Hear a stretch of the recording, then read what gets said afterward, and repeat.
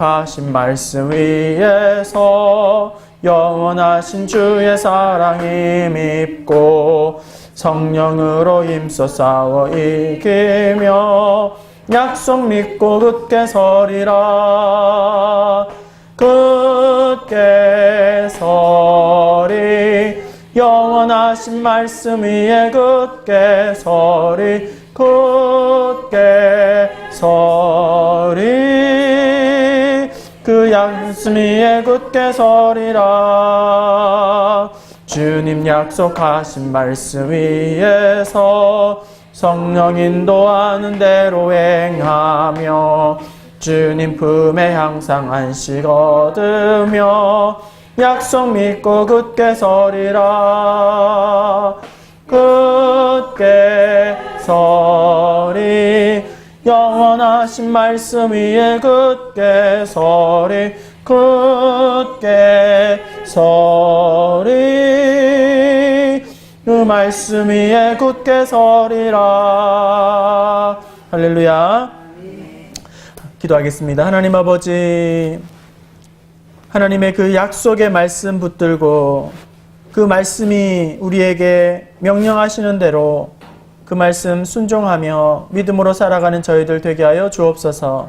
말씀을 붙잡고 순종할 때에 말씀 안에 주신 놀라운 하나님의 언약이 순종을 통하여서 우리의 삶의 가정에 아름답게 응답되어지며 열매 맺게 하실 줄로 믿습니다. 그 말씀을 붙잡고 날마다 맡은 사명 직분 충성을 다하여 감당하는 우리 목자 부목자님들 되게 하여 주시옵소서. 귀한 헌신을 합니다. 하나님, 섬기면 섬길수록 더욱더 그 영이 깊어지게 하시고 충만하여지게 하여 주시옵소서. 세상 사람들 그리고 또 다른 누가 알지 못하는 하늘의 신령한 은혜와 비밀들을 깨닫고 그 은혜로 말미암아 감격 가지고 이 직분 사명 잘 감당하는 저희들이 되게 하여 주옵소서. 이 밤에도 하나님 우리 가운데 함께하여 주실 줄로 믿사옵고 예수님의 이름으로 기도하옵나이다. 아멘. 네.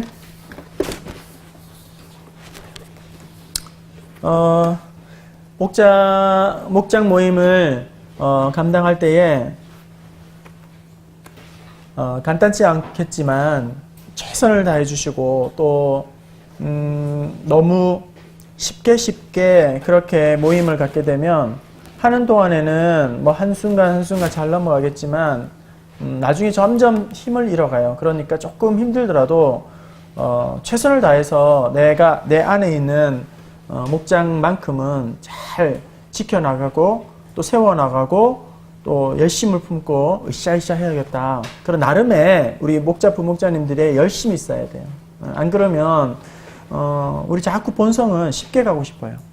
자꾸 게을러지고 싶고 편안해지고 싶고 그게 우리 본성이에요. 그런데 자꾸 그렇게 가게 되면 결국은 함께 점점 하향평준화 될 수밖에 없겠죠. 조금 힘들어도 계속 우리 긴장감을 가지고 가야겠다. 새롭게 나도 열심을 내고 함께 우리 열심 냅시다. 그렇게 마음을 자꾸 모아야지 그것을 계속 쌓다 보면 더욱 영적인 체질이 강해지죠. 그런데 한 번 피하고 두 번 피하고 세 번 피하고 자꾸 좀 편안하고 쉽고 간단하게 이렇게 하다 보면 끝내 나도 무너지고 같이 무너져요. 예. 그거는 하나님께서 기뻐하시는 일이 아니잖아요. 그죠?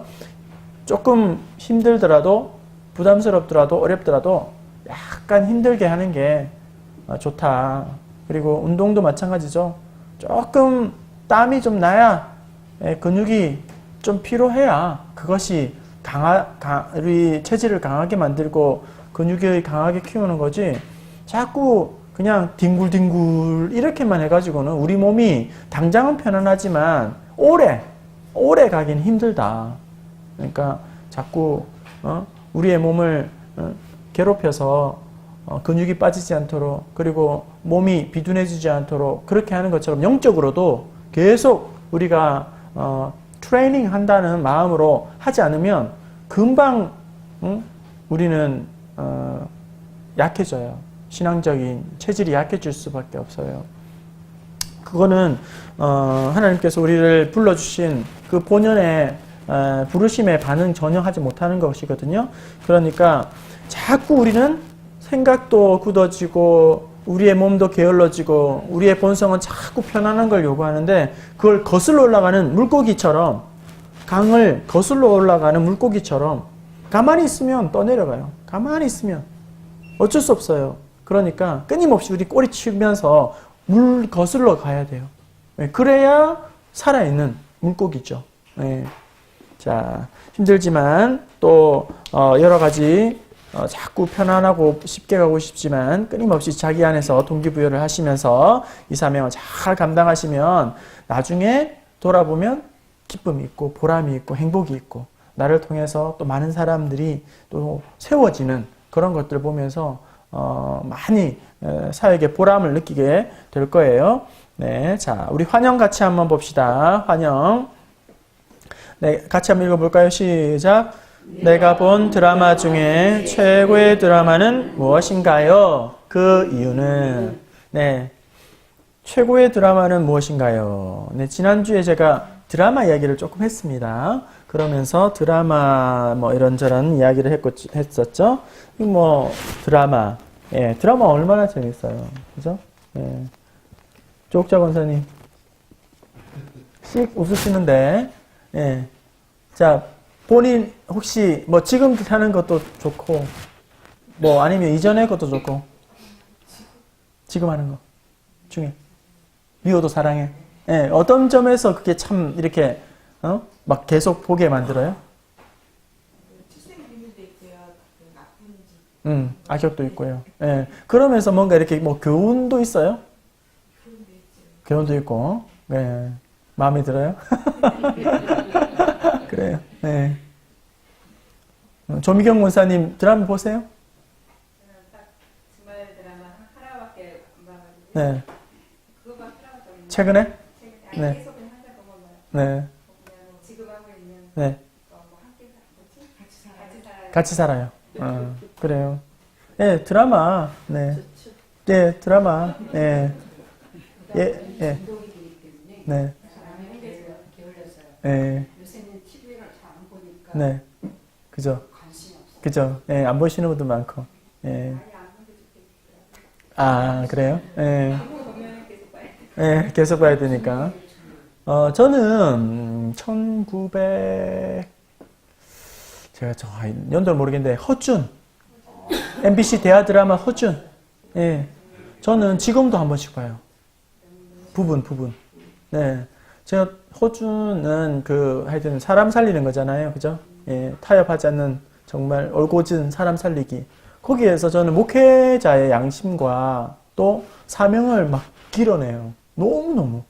예, 돈에, 어떤 벼슬에, 하지 않고, 사람 차별하지 않고, 그리고 성심성의를 다하여, 예, 자기가 꾀부리지 않고, 진짜 주옥 같은 대사를 제가 막 어느 날은 타이프를 치고는 그랬어요. 막 타이프를 칠 정도로. 거기에 보면 하나만 알려드릴까? 제가 언젠가 설교 중에 했는지 아니면 앞으로 하게 될지 모르겠는데 허준이 스승 유이태가 반위, 그러니까 지금은 위암이에요. 그때 반위에 걸려서 이제 죽게 되었을 때 허준을 데리고 지리산 자락으로 들어가요. 그래서 이제 지리산 자락에서 스승을 나를 해부해라. 그러니까 법적으로는 사람을 해부할 수 없는 거니까 이제 거기에서 나를 해부해라. 그리고 신체의 모든 장기 오장육부를 다 기록해라. 그리고 그거를 후세에 꼭 의술에 뜻을 펴라. 그렇게 하고 스승이 지리산 자락 어느 굴에서 죽죠. 그리고 그리고 이제 냉장고처럼 사는 시원하니까 이제 부패도 막을 수 있고, 그래서 거기서 막 이제 허준이 위는 얼마나 사이즈인데 그 안에 다 채워지면 쌀이 몇 개 들어가고 몇 컵이 들어가고 장기는 길이가 얼마하고 그 밑에는 위치가 있고 이런 모든 신체의 스승을 어떤 실험 재료로 삼고 마지막에 모든 걸 다 이제 테스트하고는 이제 묻어요. 지리산에 묻어요. 이제 쓱 묻어야죠. 이제 시신을 다 하고 묻어놓고 거기에서 울면서 하는 대사가 있어요. 허준이 하는 말이 이렇게 이야기하는 거예요. 스승님의 뜻을 따라 의수를 전할 뿐 돈과 명예를 탐하지 않겠습니다. 그렇게 해요. 지리산에 울면서. 그 대사를 하면서 저는 제 안에 어떤 고백이 있느냐면 이런 고백이 되더라고요. 우리 주님의 뒤를 따라 복음을 전할 뿐 돈과 명예는 탐하지 않겠습니다.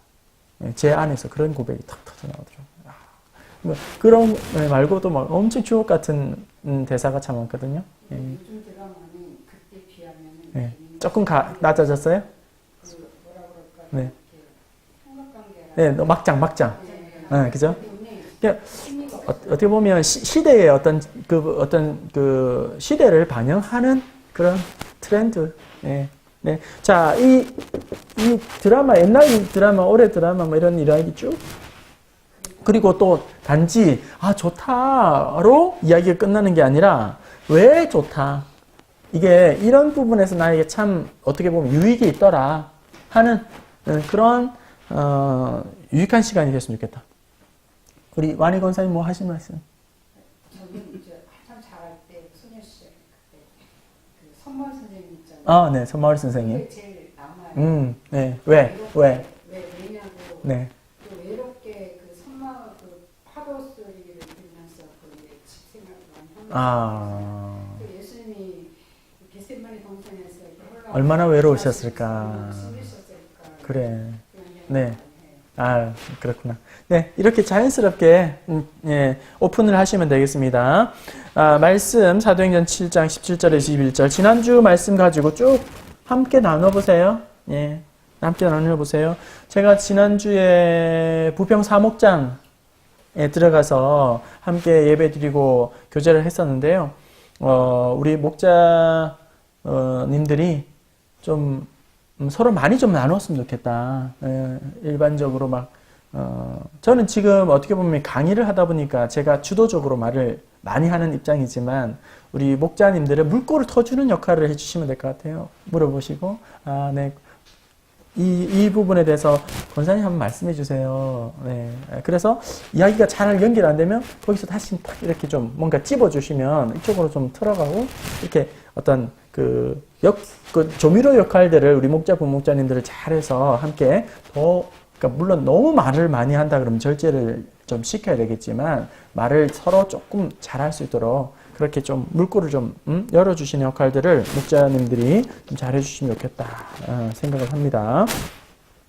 그리고 2번 같이 읽어볼게요. 시작. 신앙생활을 하는 중에 가장 큰 반대에 부딪혔던 때는 언제인가요? 또 어떻게 그것을 극복할 수 있었나요? 예, 신앙생활을 하시면서 반대가 없을 수가 없죠. 그렇죠? 여러 가지 또 반대들이 있겠죠? 그래서 뭐 불신 가정에서 나는 신앙생활을 했다. 혹은 또 직장생활 하면서 이런 핍박 아닌 핍박 받았다.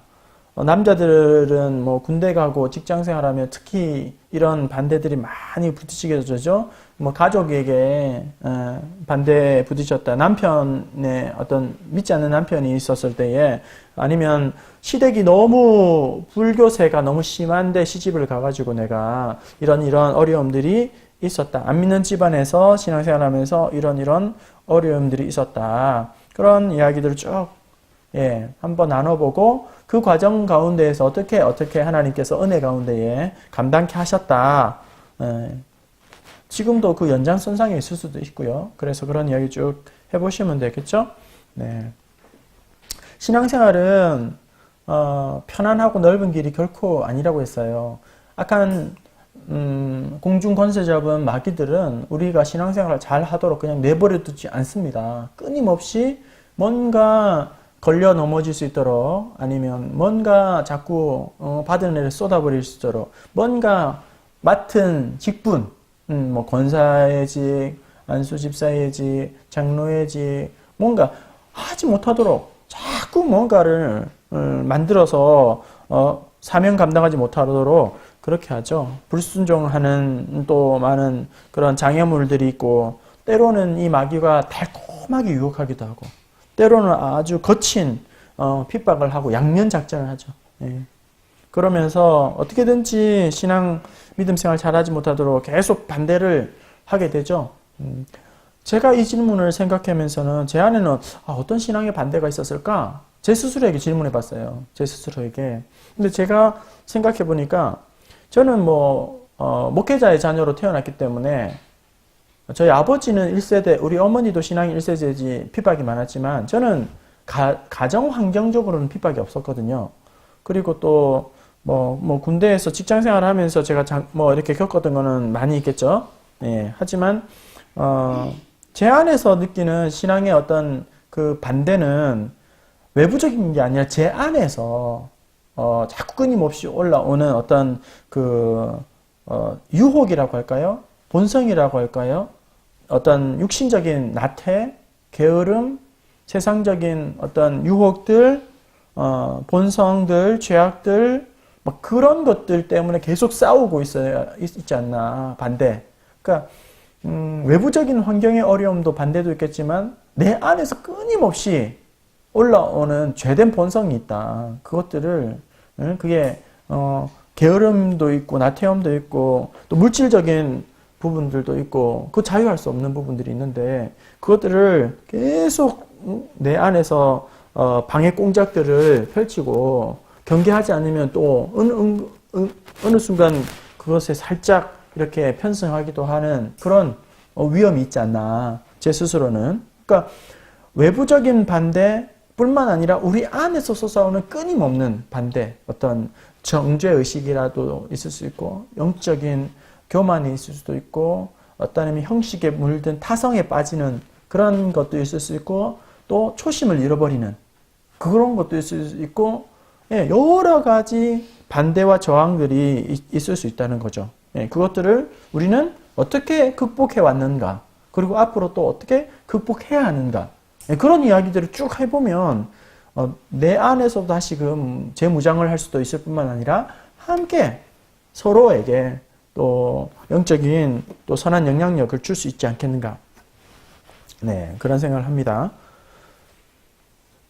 성윤성 권사님, 이 질문의 연장성에서 신앙생활에서 가장 큰 반대에 부딪혔던 적 언제입니까?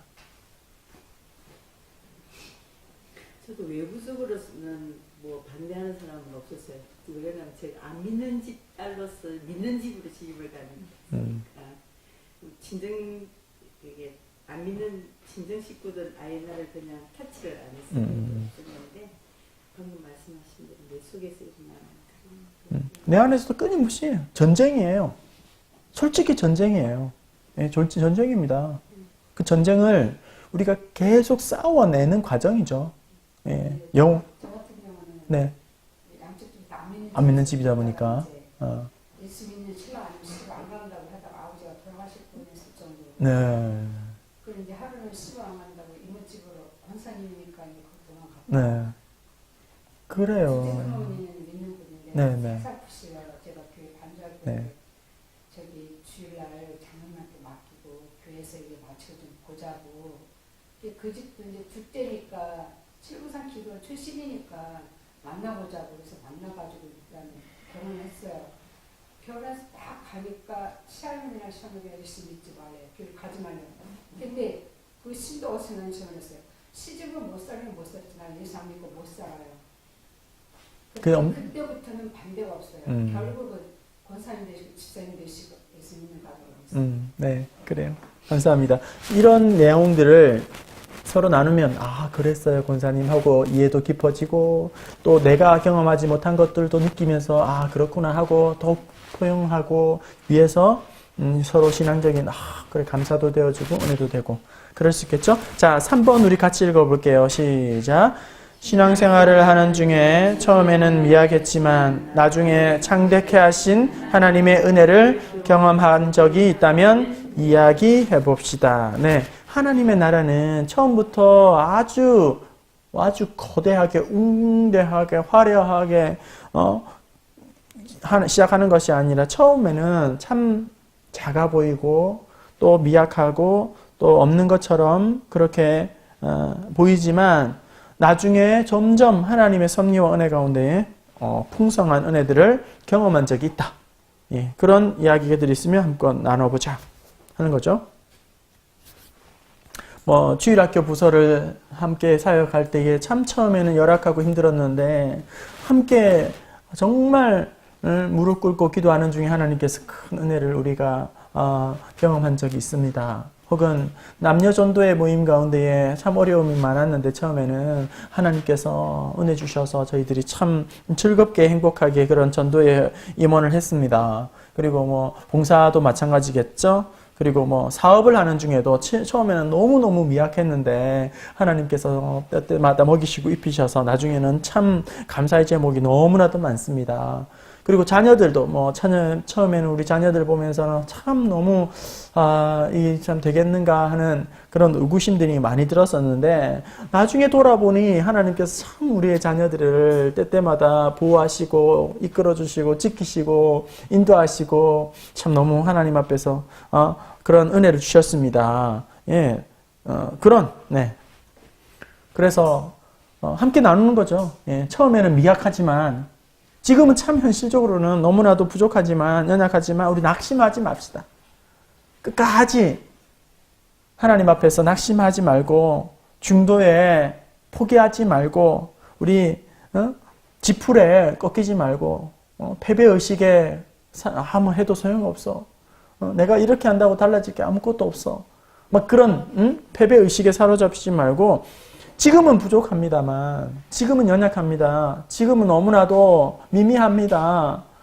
하지만 하나님께서 은혜 주셔서 나중에 잘 되게 하실 줄로 믿습니다. 이런 이야기들 쭉 함께 나누어지면 다시 한번 다짐도 하고 또 위로도 받고 서로 그렇게 할 수 있겠죠? 하나님의 나라는 처음부터 크게 시작한 것이 아니다. 우리 예수님도 처음에 궁궐에 금수저 물고 태어나서 태어난 것이 아니라 참 초라한 마구간에서 너무 미묘하게 시작되었다. 주님의 나라는 작은 것에서 크게 확장되어 나간다고 했습니다. 그런 이야기를 쭉 하시면 될 것 같아요. 네.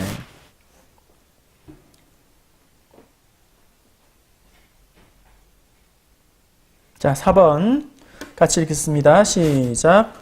바로의 핍박은 번성한 이스라엘 백성들로 하여금 출애굽을 서두르게 만든 계기가 되었습니다.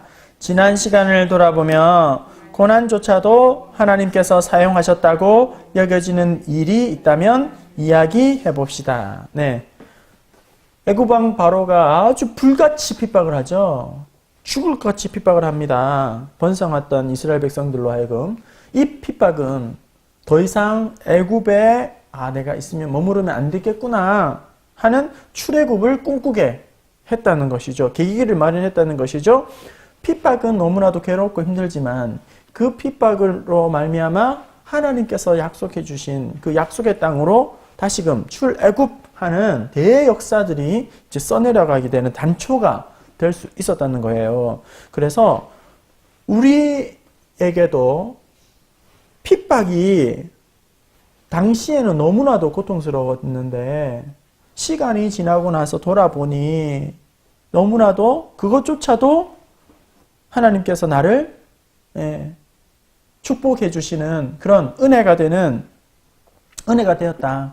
고난조차도 나에게 유익이었다. 약이 되었다.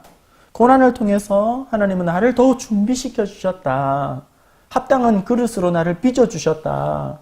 나의 기질도 다듬어 주셨다. 이 고난 가운데에서 하나님이 나를 새롭게 해주셨다. 고난 가운데 나를 연단시켜 주셨다. 고난을 통해서 나를 하나님의 귀한 일꾼으로 예비시켜 주시고 훈련시켜 주셨다. 과정을 통해서 이런 거 있잖아요. 그런 이야기들을 함께 나눠보시면 어떨까. 그죠? 그래서 질병이 하나님께서 아픔을 주셨는데 질병이 있기 전에는 참 건강할 때는 몰랐는데 아파 보니까 아픈 사람의 마음도 심정도 많이 이해할 수 있게 되었고, 아파 보니까 참 기도가 절로 되어지고, 예, 막 걱정과 위로가 되어지고, 예, 멀쩡할 때는 막 걷는 것이 아무런 저기가 뭐 감사가 안 되었는데, 막상 아파 보고 힘들어 보니까 이렇게 편안하게 계단을 오르내리는 것 자체가 얼마나 하나님 앞에 큰 감사인가 축복인가 깨닫게 되었다. 뭐 고난을 통해서 더 하나님을 신뢰하게 되었다. 예, 그랬잖아요. 예? 그렇죠? 나를 더욱 낮추셨다. 예, 나를 겸손하게 하셨다. 자칫 내가 이런 아픔이 없었다면 오만방자해지고 기고만장해져서 하늘 높은지도 모르고 까불었을 텐데, 그러다가 하나님 앞에 진짜 지풀에 얻어맞고 쾌오패 당했을 텐데, 그 아픔 과정을 통해서 내가 하나님의 마음을 깨닫게 되고, 그 과정을 통해서 내가 더욱 하나님 앞에 겸손하게 세워질 수 있었다. 그런 고난조차도 하나님 앞에 시간이 지나 보니 감사의 제목이 되었더라 하는 그런 모난 기질을 다듬으셨다 하는. 봉사를 하시면서도 마찬가지 실패의 경험이 있을 수 있잖아요. 그죠? 뭐 여전도회 하면서 내가 뭐 이렇게 해보니까 갈등이 생겼다. 내가 원치 않은 오해 때문에 갈등이 생겼다. 그러면 그 아픔을 통해서 다음에 또 내가 더욱 성장할 수 있었다. 내가 더 많이 품을 수 있었다. 이전에는 막 못마땅해가지고 막 야단치고 혼내고 핀잔 주고 못마땅하게 여기고 막 그랬는데, 저 사람 막 이해 안 된다 그랬는데, 막상 내가 실수를 해보니까 그 사람에 대한 이해도 하게 되었다. 그런 실패가 오히려 나중에 더욱 하나님 앞에서 잘 준비되어지는, 그렇죠? 자녀들을 왜 저렇게 키우나 막 이렇게 막 핀잔 주다가 내 아이 키우게 막 숨 넘어가고 막 코피 터지니까 이게 자녀 키우는 게 마음 같지 않구나 하고는 더 마음이 옛날에 그렇게 막 애를 뭐 버릇없이 키우고 뭐 신앙을 뭐 그렇게 키우냐 막 하고 싶은 말 다 하다가 막상 내 자녀 내 마음대로 안 키워지니까 그제서야 이게 참 핀잔 줄 게 아니구나. 기도해야 될 기도의 재미구나. 내가 조금 낫다고 그 사람한테 너무 막 그랬었구나 하는 그런 마음도 들고, 그죠? 우리 뭐 전에 있는 교회 어느 권사님 아주 기질이 강골이에요. 여자분이지만 아주 막 장군감이에요. 그래서 막 진짜 막 불이 떨어지는 것 같은 그런 성미예요. 뭐 웬만한 목회자들 뭐 잽도 안 되죠. 뭐 전도사님 뭐 부교육자 잽도 안 돼요.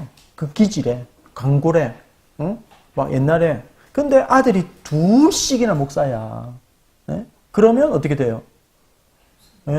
목회자를 자칫 잘못하면 막 똥짝대기처럼 여긴다니까. 그런 분의 기질이나 성향이나 경험이 목회자들을 막 이렇게 하면서 막 쌍침 지키고 막 이렇게 막 도끼 눈 뜨고 다 막 날로 먹는 줄 알고 막 그렇게 핀잔을 줄 수도 있는데, 아들이 둘씩이나 목사가 되었어요. 그럼 어떻게? 뭐 하고 싶은 애 못 하는 거예요. 하고 싶은 애 못 해요. 왜냐하면 막 내가 권사네 하고는 막 이렇게 들이받으면 내 아들이 목회하는 교회에서 어느 권사가 그렇게 들이받는다고 생각해 보세요.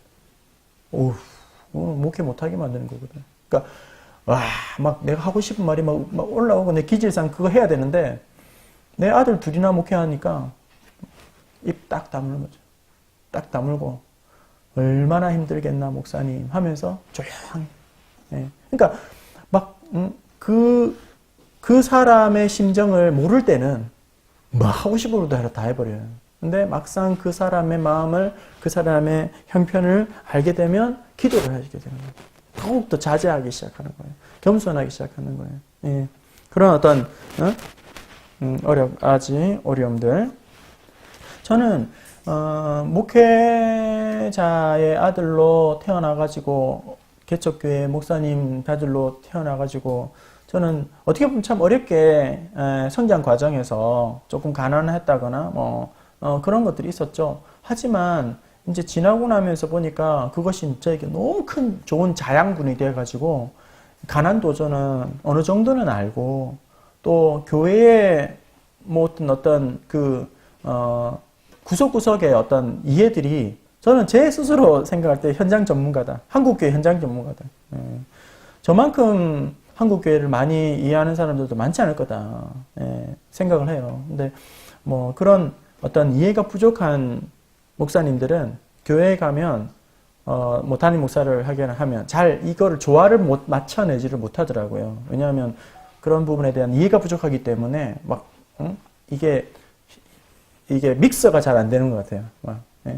저는 그래서 구석구석을 제가 뭐 작은 교회, 중형 교회, 좀 그래도 큰 교회 다 경험했고 또 제가 어렸을 때부터 학생회부터 뭐 쭉 다 겪었고 주일학교 부서도 제가 다 경험했기 때문에 뭐 웬만한 눈높이는 제가 거의 다 맞추고 있지 않나. 그러니까 어려운 과정이 있었지만 그 과정이 오히려 저에게 큰 재산이 되었다. 지나고 보니까. 그래서 제가 너무 막 이렇게 막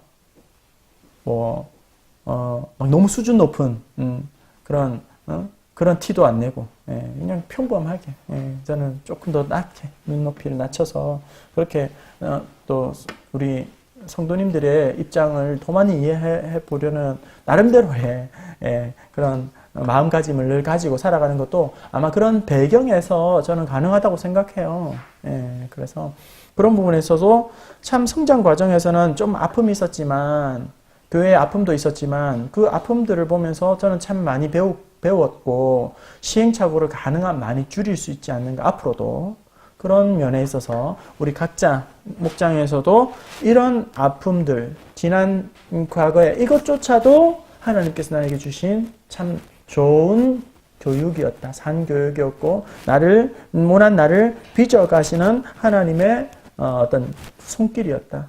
토기장이의 손길이었다. 지나고 나면서 내가 사업 가운데에도 어려움이 있었을 때에 그때 만약에 어려움이 없었다면 참 세상으로 달려가고 막 기구만장했을 텐데 그 사업 혹은 어려움 때문에 더욱 하나님 앞에 진실한 마음으로 무릎 꿇었다. 그런 이야기들을 쭉 해주시면 될 것 같습니다. 혹시 질문사항 있나요? 네, 질문사항 없으시죠? 제가 기도하고 마치겠습니다. 하나님 아버지 은혜 가운데에 또 4월 마지막 주입니다. 하나님 매주 반복되는 사역을 통해서 매너리즘에 빠지지 않도록 하나님께서 우리의 마음과 생각을 주장하여 주시옵소서. 우리의 본성은 자꾸 게을러지려고 하고 편안하고 또 안전하고 쉬운 것을 부담 없는 것을 쫓아가려고 합니다. 하지만 결코 십자가의 길은 넓은 길이 아니라 편안한 길이 아니라 사람들이 잘 가지 않은 불편하고 좁은 길이라는 사실을 늘 기억하면서 오늘도 하나님 앞에 겸손하게 무릎 꿇고 내일도 하나님 앞에 더욱더 낮아지고 겸손해지게 하시고 끝까지 하나님 주신 사명 부들부들 떨면서 하나님 좁은 길을 가고자 결단하는 우리 목자 부목자님들 되게 하여 주시옵소서. 하나님 목장 모임을 하나님께서 축복하여 주시고 하나님께서 그 모임 가운데 함께하여 주셔서 서로 아픔을 끌어안고 기도할 때마다 크고 작은 하나님의 응답하심이 있는 그런 복된 목장들이 다 되게 하여 주시옵소서. 이제 돌아가려고 합니다. 하나님 돌아가는 발걸음까지도 은혜 가운데에 편안하게 하시고 가정에서도 하나님과 동행하는 그런 평강의 복이 샬롬의 복이 있게 하여 주시옵소서. 감사하며 예수님의 이름으로 기도하옵나이다. 아멘. 감사합니다.